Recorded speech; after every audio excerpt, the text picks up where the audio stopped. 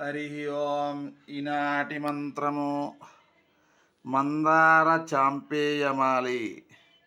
మందార కుసుమాల సంపెంగ పూల మాలలు గలవాడు.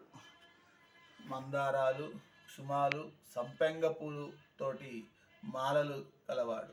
అసలు తిరుమలకి పుష్పమండపం అని పేరు.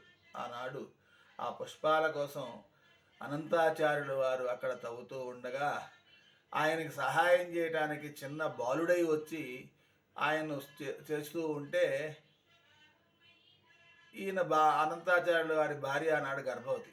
ఆమె మట్టి తీసుకొని వెళ్ళి దూరంగా పోస్తూ ఉంటే ఆమె ఇమ్మంటే ఇవ్వదు. సో ఈ బాలుడు ఆమెకి మాటలు చెబుతూ నిదానంగా ఆమెతో పని చేపిస్తున్నాడు. ఒకసారి అనంతాచార్యుల వారు ఎంతసేపటికి ఏమో ఎందుకు రాలేదా అని చూసి ఈ అబ్బాయితో మాట్లాడటం చూసి నువ్వు నీ పని జరగొట్టడం కాకుండా మా పని కూడా జరగొడుతున్నావా అని చెప్పి స్వామివారు వెంటబడితే ఆ వెంటబడిన తర్వాత స్వామివారు కోవిల వైపు వెళ్తూ ఉన్నప్పుడు ఆయన స్వామివారి మీదకి గడ్డపార విసగ్గా ఆ గడ్డపార వెళ్ళి ఆ స్వామి గడ్డానికి తగిలింది.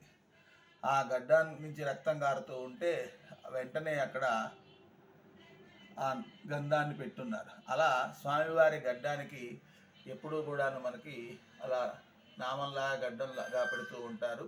అటువంటి మాలలన్నీ కూడా స్వామివారికి తయారు చెయ్యటానికి వీలుగా ఆ అనంతాళ్వారు వారి తోటని మనకి తయారు చేసినటువంటి ఆ మహానుభావుడైన అనంతాళ్వారిని తలుచుకుంటూ మందార చాంపేయ మాలికలు కలిగిన శ్రీవేంకటేశ్వరుని పాదపద్మములకు నమస్కరించుచున్నాను.